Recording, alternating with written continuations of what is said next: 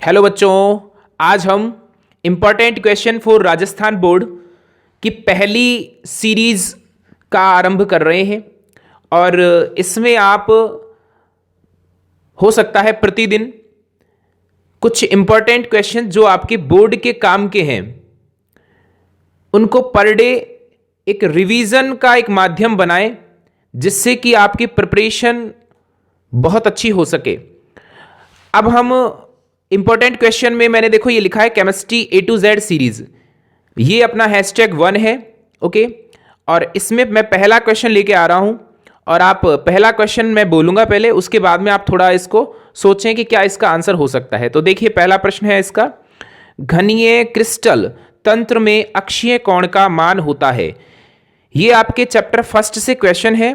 मैंने आपको घनीय क्रिस्टल तंत्र यानी कि जो मैंने आपको क्रिस्टल तंत्र पढ़ाए थे, 7 चीज पढ़ाई थी उसके अंदर, 7 प्रकार के, है ना। उनमें पहला था घनीय क्रिस्टल तंत्र। तो सोचिए इसमें अक्षीय कोण पूछा है। देखो दो प्रकार के पैरामीटर्स थे, टोटल 6 थे। एक तो अपना कौन सा था, एक तो था अक्षीय दूरियां और दूसरा क्या था, अक्षीय कोण। तो अक्षीय दूरियां तो ABC होती हैं, तो अक्षीय कोण क्या होंगे, अल्फा बीटा और गामा। तो देखिए अक्षीय कोण अल्फा बराबर बीटा बराबर गामा बराबर 90 डिग्री। मतलब कहीं ऐसे मत करना आप कि आप अल्फा बीटा गामा लिख दें। उसने पूछा कि मान क्या, देखो यहां पे क्या लिख रहा है, उसने पूछा कि मान क्या होगा। ओके, नेक्स्ट अपन देखेंगे। देखिए अब अगला प्रश्न जो होगा, देखिए सेकंड क्वेश्चन पे अपन चलते हैं। हेनरी जो नियम है उसका गणितीय रूप बताइए। ठीक है ना, मतलब गणितीय रूप के बारे में आप यहां पर फोकस करें, गणितीय रूप कहा है। ठीक है, हेनरी लॉ नहीं कहा है। अब देखो मैं हेनरी नियम के बारे में थोड़ा सा बता देता हूं। हेनरी का नियम क्या था, देखो हमने पढ़ा था हेनरी का जो नियम है उसमें पढ़ा था स्थिर ताप पर, क्योंकि दाब का नियम है और दाब के नियम में क्या करते हैं, ताप को कर देते हैं स्थिर। स्थिर ताप पर किसी विलायक के इकाई आयतन में घुली हुई गैस की मात्रा जो स्मॉल m थी वो साम्य अवस्था पर, ठीक है ना। देखो यहां हेनरी के नियम का गणितीय रूप पूछा है, मैं केवल आपको नियम बता रहा हूं।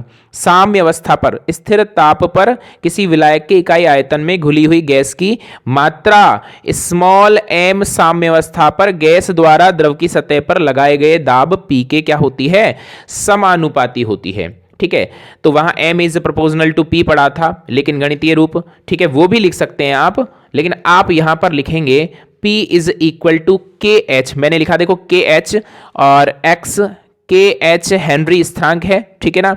और यहां पर देखो KH हेनरी स्थिरांक है, KH तो भाई H4 तो हेनरी है ना, ये तो पता चल रहा है नाम से ही।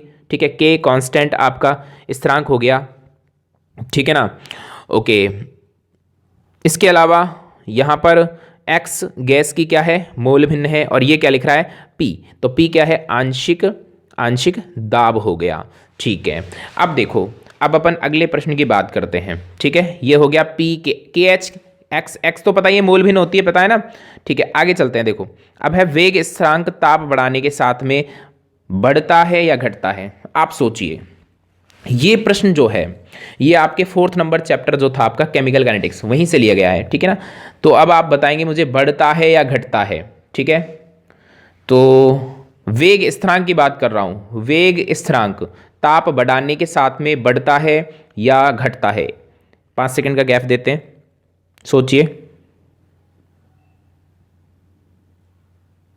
ओके, तो मैं यानी कि वेग स्थिरांक जो होगा वो ताप बढ़ाने पर बढ़ेगा, ठीक है ना। ये याद रखना है, बढ़ता है या घटता है, डायरेक्टली कभी पूछ लिया जाए ये लाइन, तो वेग स्थिरांक जो है ताप बढ़ाने पर बढ़ता है। ठीक है, आप आर्हेनियस समीकरण वगैरह आपने पढ़े थे, है ना, तो वहां से ये प्रश्न बन के आया है। ठीक है, इसके बाद में अगला प्रश्न देखेंगे, CuSZn में किसकी परमाणु त्रिज्या अधिक है। देखो कितना अच्छा प्रश्न है, CuSZn में। अच्छा ये बताओ मुझे, जो डी ब्लॉक एलिमेंट पढ़े थे अपन ने, है ना, उसके अंदर पढ़ा था ना scandium, titanium, vanadium, chromium, manganese, iron, cobalt, निकल, कॉपर, जिंक। तो उसमें अपन पढ़ते थे कि बाएं से और दाएं जाने पर जो आकार है उसमें लगातार क्या हो रही थी, वृद्धि हो रही थी, है ना, कि या कमी हो रही थी।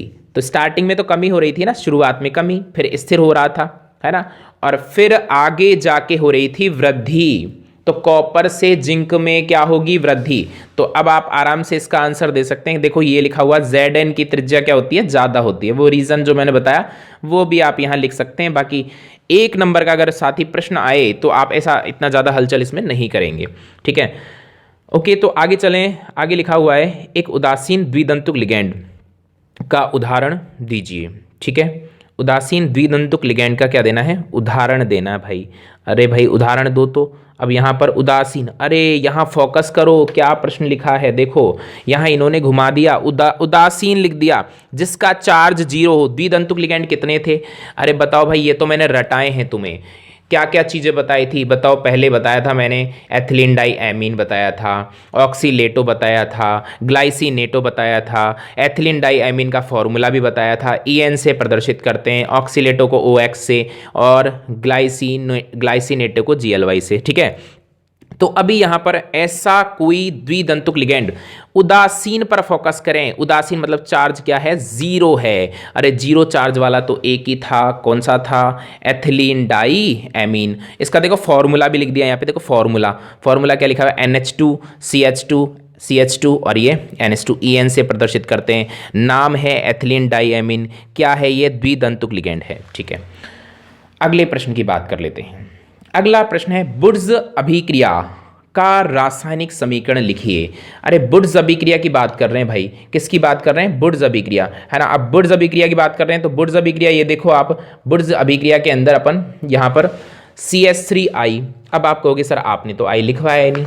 I तो नहीं लिखवाया, आप लिख तो सकते हैं ना, I तो X तो लिखवाया होगा ना, या Cl लिखवाया होगा, तो CH3I, ठीक है ना। ये है तो हैलाइड, इधर भी CH3I, ठीक है, इधर भी CH3I, इधर भी CH3I। अब आप देखो गौर से, यहाँ पे लिख रहा है Na, है ना, एक I ये वाला और एक I ये वाला, और आप इसको देखो ऐसे करके और सोचिए, मैंने ये बंद कर दिया इसके अंदर, ठीक है ना, ये बॉक्स में मैं बंद कर रहा हूँ इसको, ठीक है ना। देखो 2 Na और 2 I मैंने बंद कर दिए, क्या बन गया, 2 NaI, है ना। एक Na के साथ में एक I, दूसरे Na के साथ में दूसरा I। तो इधर से CH3 बच गया, इधर से भी CH3 बच गया, तो दोनों को जोड़ दिया, CH3 ये बन गया आपका एथेन, और ये आपका पहले था आयोडोमेथेन, और ये आपका सोडियम। उत्प्रेरक क्या लेना है, शुष्क ईथर। ये वाली रिएक्शन आपके लिए बहुत ज़्यादा महत्वपूर्ण रहने वाली है, इसको बिल्कुल रटना है आपको, ठीक है ना। CH3X प्लस 2NaX और ये CH3, और आप 2NaX को बाहर कर देंगे, ठीक है ना, X4 हेलोजन होता है, ठीक है। और यहाँ पर बनता है हमेशा एल्केन, जिसको अपन उच्चतर एल्केन भी कहते हैं, ठीक है। ओके, तो अगले प्रश्न पर अपन चलते हैं। ईथर में ऑक्सीजन पर कौन सा संकरण होता है। आपका अगला क्वेश्चन था ईथर में ऑक्सीजन पर कौन सा संकरण होता है, तो sp3 संकरण होता है। इसके बारे में डिटेल में नहीं जाएंगे, संकरण के बारे में। संकरण वैसे मैं बता देता हूँ, ऑक्सीजन जो होता है उस पर 2 लॉन पेयर होते हैं, और 2 लॉन पेयर होते हैं, और 2 तरफ आपके CH3 जुड़ा होता है, ठीक है ना, जो भी जुड़ा है तो आप याद रखेंगे।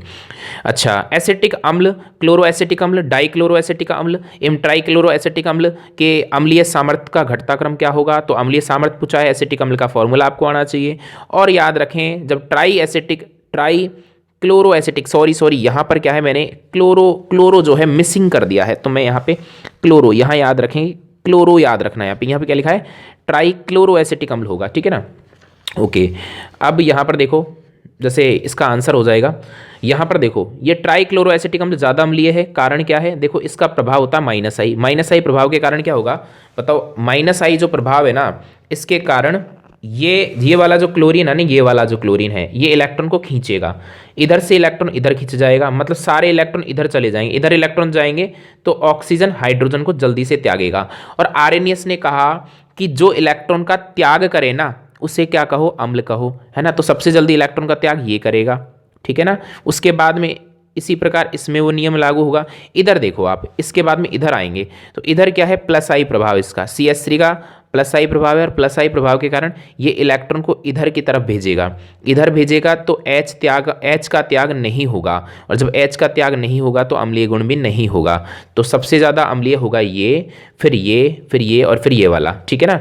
आप याद रखें कि जितने ज़्यादा क्लोरीन होंगे, जितने ज़्यादा फ्लोरीन होंगे, जितने ज़्यादा ब्रोमीन होंगे, उतना ही अधिक क्या होगा, अम्लीय गुण होगा, यानी कि नेगेटिव वाले जो इधर जुड़ेंगे तो अम्लीय गुण भी बढ़ेगा, ठीक है ना। हैलोजन के जुड़ने से अम्लीय गुणों में वृद्धि होती है, ध्यान रखें, ठीक है। ओके, और यही पूछा जाएगा आपसे, या तो ये क्लोरो एसिटिक अम्ल और एसिटिक अम्ल है ना, में से कौन ज़्यादा अम्लीय है।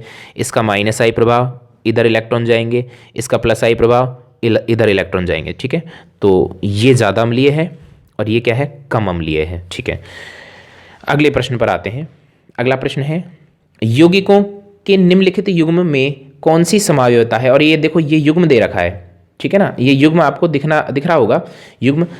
इसमें आपसे पूछ रहा है कि कौन सी समवायता है। अरे समवायता अभी तो पढ़ाई थी 4-5 रोज पहले आपको, ठीक है। समवायता के बारे में आप समझेंगे कि समवायता जो है ना, अरे वो ही है समवायता, ठीक है ना। अणुसूत्र समान हो, संरचना भौतिक और रासायनिक गुण भिन्न हो, ठीक है।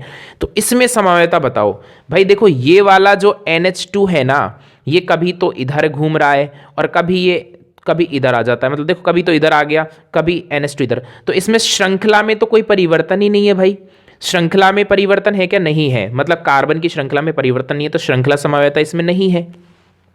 किसमें परिवर्तन है, इसमें स्थिति में परिवर्तन है, तो नाम हो गया स्थिति समवायता, ठीक है। अगला प्रश्न देखें, कौन से एमीन जल में अविलेय होते हैं। कौन से एमीन, अब सिंपल है यार, ये जो प्रश्न है ना, ये डायरेक्टली रटने के ही होते हैं, याद रखें बिल्कुल, क्योंकि इनका कोई लॉजिक ऐसा तो है नहीं कि आप ज़्यादा इनमें दिमाग भी लगाएं। तो एमीन याद रखो, तृतीयक एमीन है या 3 डिग्री एमीन है, जो कि क्या है, जल में अविलेय है। ये तो स्वभाव है किसी मनुष्य का, कोई गुस्सा करता है ना, कोई हमेशा ही मुस्कुराता रहता है, तो ये तो स्वभाव है, नेचर है, इसमें हम भी कुछ नहीं कर सकते, ठीक है ना। ओके, हिंसबर्ग अभिकर्मक का सूत्र, ठीक है ना।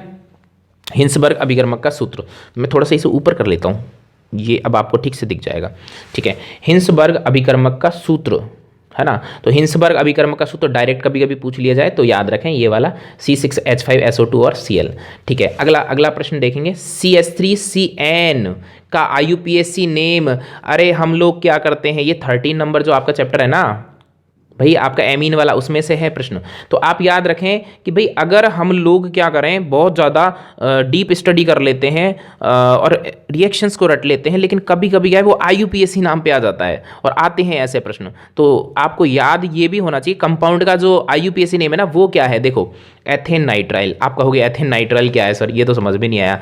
अरे इसमें नाइट्राइल जब भी नाम देंगे ना, तो ये क्या करेंगे, CH3 हो गया, ये वाला C हो गया, इन दोनों को है ना काउंट कर लिया इसने, 2 कार्बन को अपन एथ बोलते हैं, और ये हो गया एथेन, और इसको अलग से बोल देता है एथेन नाइट्राइल, है ना। और हमेशा जो साइनाइड होते हैं उनके नाम नाइट्राइल के अकॉर्डिंग दिए जाते हैं, ठीक है ना। कार्बिलैमीन वगैरह जो भी आप पढ़ते हैं वहाँ पे, ठीक है, वो बाद में अभी अपन इस पर डिस्कस करेंगे, इसके और भी प्रश्न मैं लेकर आऊँगा, ठीक है। तो अगला प्रश्न है, एक यौगिक 2 तत्वों Mg और N से बना है, ठीक है। देखो यहाँ लिखा हुआ है कि एक यौगिक, ठीक है, 2 तत्वों M और N से बना है, सॉरी मैंने शायद Mg बोल दिया, M और N से बना है, तत्व N CCP संरचना बनाता है, ठीक है ना। जो तत्व N है वो CCP संरचना बनाता है। कौन सी संरचना, पहले तो ये फोकस कर लो, CCP बना रहा है ना, ठीक है। ओके, आगे लिख रहा है, और M के परमाणु, समझ में आ रही है बात, M के जो परमाणु है ना, वो कहाँ है, चतुष्फलकीय रिक्तियों के 1/3 भाग को अध्यासित करते हैं, मतलब घेरते हैं। तो सबसे पहले तो ये देखो कि आपके पास जो परमाणु दे रखे हैं ना, वो एक तो M है और एक N है। और ये वाला जो प्रश्न है ना, ये प्रश्न आपके चैप्टर नंबर 1 में से ऐसा प्रश्न है, यदि आ जाता है तो आपकी है ना त्रुटि होने की संभावना ज़्यादा बढ़ जाती है। समझ में आ रही है ना बात, ठीक है। तो लेकिन यहाँ पर क्या करना है, वैसे कोई ज़्यादा चांसेस नहीं होते हैं कि फर्स्ट चैप्टर में से न्यूमेरिकल आए, लेकिन यदि न्यूमेरिकल आता है तो वहाँ पर गलती होती ही है, क्योंकि यहाँ जो कंसेप्ट इनके फिक्स होते हैं कि चतुष्फलकीय रिक्तियों में कितना लिखना है, CCP व्यवस्था में कितना लिखना है, तो वो गलती नहीं हो उसके लिए पहले ही इसको कंसेप्ट को आप क्लियर कर लें कि ये वाला जो एग्जाम्पल है ना, ये फिक्स एग्जाम्पल है। जैसे M और N से बना है, तत्व N CCP संरचना, ठीक है। अब आप N को पकड़ो यहां से पहले तो, कि N CCP संरचना बना रहा है, तो N यानी CCP संरचना में परमाणु होते हैं 4, तो N तो हो गए आपके पास 4, ठीक है। देखो कैसे आप इसको हल करेंगे, देखो यौगिक का सूत्र पूछा ना लास्ट में, जैसे मैंने स्टार्टिंग में लिखा सीसीपी संरचना की एकक कोष्टिका में, तो सीसीपी संरचना है उसकी एकक कोष्टिका में परमाणुओं की कुल संख्या 4 होती है। ये तो एक कंसेप्ट है, ये तो आप रट के रखो, है ना, इसको एक नोट और कर लेना आप कॉपी में, ठीक है, क्योंकि ये आपके एग्जाम पॉइंट ऑफ व्यू से बहुत ज़्यादा इंपॉर्टेंट है। अब देखो, यदि आप सीसीपी संरचना की बात करें तो उसमें कुल संख्या परमाणु की 4 होती है।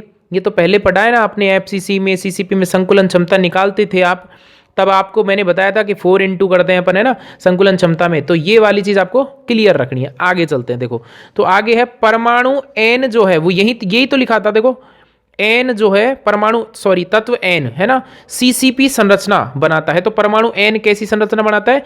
सीसीपी संरचना बना रहा है। तो परमाणु एन की संख्या तो 4 हो जाएगी, तो एन की निकाल ली भाई आपने, और एम और एन में यौगिक का सूत्र पूछा है तो एन तो पता चल गया 4 है, ठीक है सर। अगला क्या है? तो आगे है चतुष्फल की रिक्तियों की कुल संख्या। क्यों निकाल रहे हो आप चतुष्फल की रिक्तियों की संख्या? भाई अगर आप चतुष्फल की रिक्तियों की संख्या निकाल रहे हो तो आपको पता होना चाहिए कि एन सीसीपी व्यवस्था में है और ये कितनी चतुष्फल की रिक्तियां बनाएगा, ठीक है। तो इसलिए लिख दिया कि एन बनाएगा कितनी चतुष्फल की रिक्तियां? दुगनी बनाएगा। कितनी बनाएगा? दुगनी बनाएगा। दुगनी क्यों बनाएगा? जब परमाणु 4 है ना भाई, तो चतुष्फल की रिक्तियां बनेंगी 8। अगर परमाणु 10 होते तो कितनी बनती भाई? 20 बनती। कितनी बनती? 20 ही तो बनती ना। ओके, अब देखो आगे। तो चतुष्फल की रिक्ति जो है वो 2 इंटू परमाणु की, सॉरी चतुष्फल की रिक्तियों की संख्या जो है वो 2 इंटू परमाणु की संख्या होती है। तो ये तो वही पॉइंट है मैं जो अभी बता रहा था आपको, है ना। तो ये आप है ना अलग से इसे नोट कर सकते हैं कि चतुष्फल की रिक्ति की संख्या इज इक्वल टू 2 इंटू परमाणु की संख्या, ठीक है। अब जो मैंने, है ना, अब जो आगे लिखा है ना, ये परमाणु एम, ठीक है, परमाणु एम चतुष्फल की रिक्ति के, ठीक है। अभी मैं इसको थोड़ा सा देखो ये ऊपर कर देता हूं, ये आपके अब ठीक दिख रहा होगा। तो परमाणु एम जो है ना वो चतुष्फल की जो रिक्ति है उसके 1/3 भाग को घेर रहा है। कहाँ पता चल रहा है सर? ये आपके जो आपका क्वेश्चन था ना उसमें लिख रहा था पहले से ही कि परमाणु एम जो है ना भाई, एन तो ये है ही, परमाणु एम जो है ना वो आपके एम जो परमाणु है वो चतुष्फलकीय रिक्ति का 1/3 भाग को घेर रहा है। परमाणु एम क्या कर रहा है? चतुष्फलकीय रिक्ति के 1/3 भाग को क्या कर रहा है? घेर रहा है। और आपको यदि पता है कि चतुष्फलकीय रिक्ति कितना है, तो अभी तो बताया है कितनी है? 8। तो यदि एक रिक्ति का 1/3 भाग घेरेगा तो 8 रिक्तियों का कितना भाग घेरेगा? कुल टोटल बताओ मुझे। तो घेरेगा कितना? 8 गुणा 1/3, ठीक है। ये बात समझ में आ गई कि एम परमाणु की संख्या आपके पास निकल आएगी यहाँ पे कि 8 तो आपके पास क्या है? रिक्ति, और 1/3 भाग को घेर रहा है। तो हमने निकाल लिया 8/3 हो जाएगी एम परमाणु की संख्या। ऐसे आपको एम परमाणु की संख्या निकालनी है। अब आप जब यौगिक का सूत्र निकालोगे ना, यौगिक का सूत्र, ठीक है, तो यौगिक का सूत्र निकालोगे तो आप यहां पर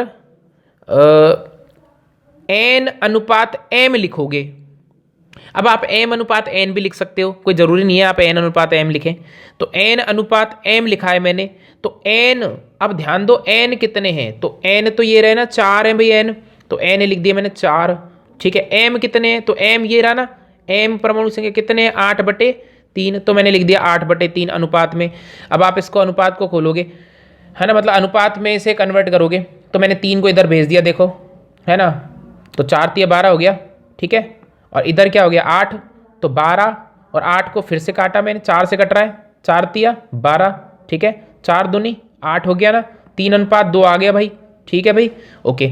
अब देखो ये जो मैंने सॉल्व कर रखा है इसके बाद में लिखा है कि यौगिक का सूत्र, ये लिखा हुआ है यौगिक का सूत्र, ठीक है। अब 3:2 लिख रहा है, तो एन को तो लिख दो 3, तो एन को लिख दिया 3, एम को लिख दो 2, तो एम को लिख दिया 2, या फिर ऐसा भी हो सकता है N2 और M3, ये दोनों इसके यौगिक के सूत्र हो सकते हैं, ठीक है।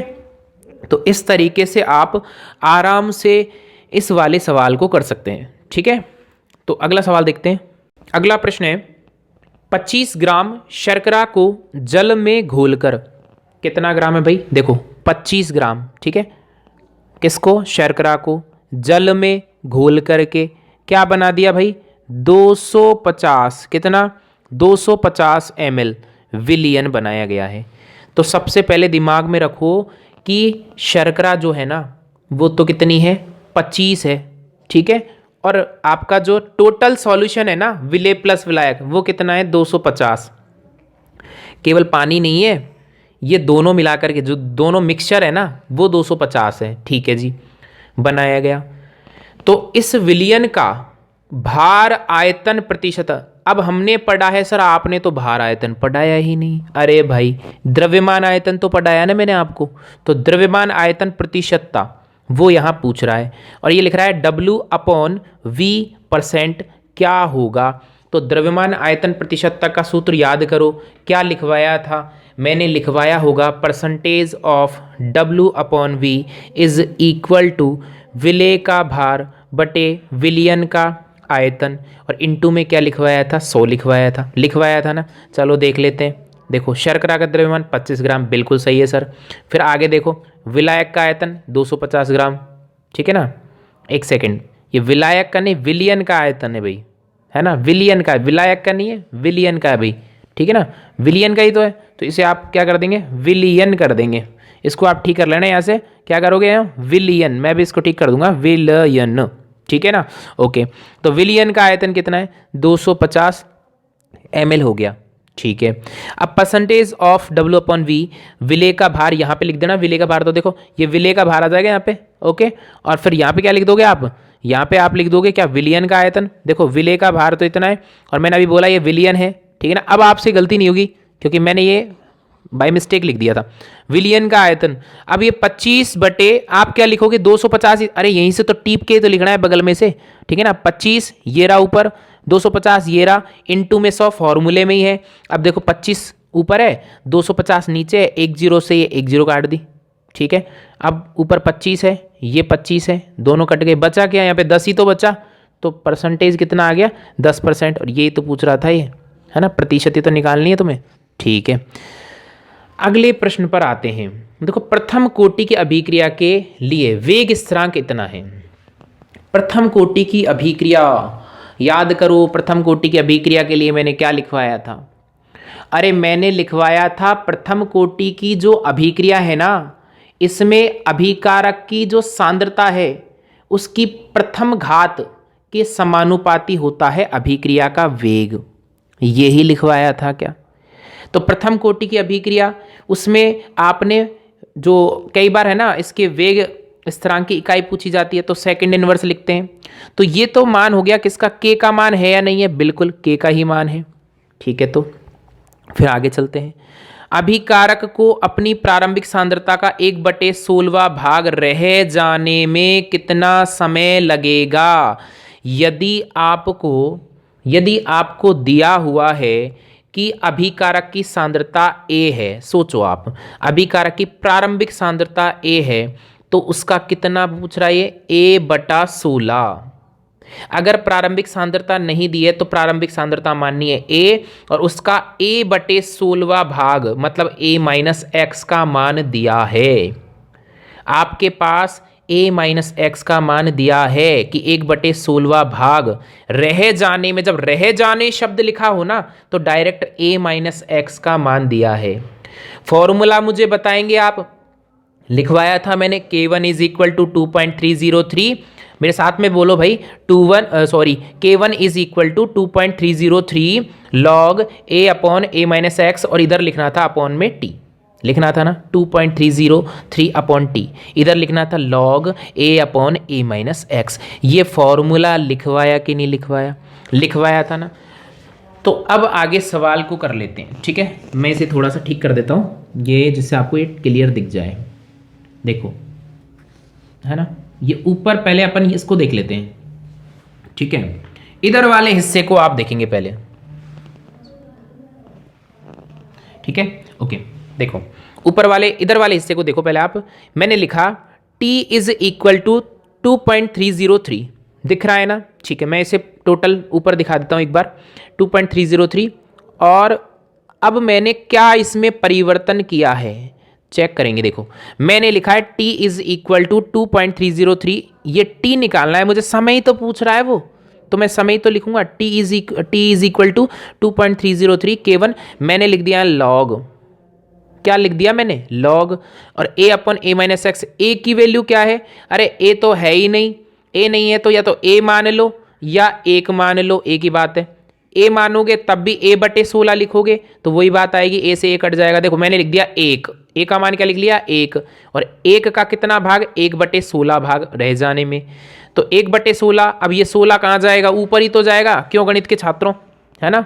ओके 2.303 अपॉन हो गया ये 60, ये हो गया लॉग, और लॉग क्या है भाई 16 ही तो लिख रहा है नहीं, ठीक है। अब लॉग 16 को कैसे लिख सकते हैं, अरे लॉग 16 को भाई 16 को आप 2 की घात 4 लिख सकते कि नहीं लिख सकते, इधर आ जाओ। देखो लॉग 16 को 16 मतलब 16 जो है उसको आप 2 की घात 4 लिख सकते हैं, करके देख लेना, 2 गुणा 2 गुणा 2 गुणा 2 करके देख लेना, ठीक है, 2 की घात 4 होता है, ठीक है। अब ये कौन सा फॉर्मूला लग रहा है इसमें, इसमें लग रहा है log m2 पावर n, अरे लग रहा है कि नहीं लग रहा, log m2 पावर n, ये तो लग रहा है ना फॉर्मूला, तो n कहाँ आएगा, आगे ही तो आएगा, अरे n तो आगे आएगा ना, ठीक है, तो n आ गया आगे और log m ऐसे की ऐसे रह गया, तो log 2 की वैल्यू कितनी होती है, 0.3010 होती है गुरुजी, ये तो पहले ही बताया था मैंने, ठीक है।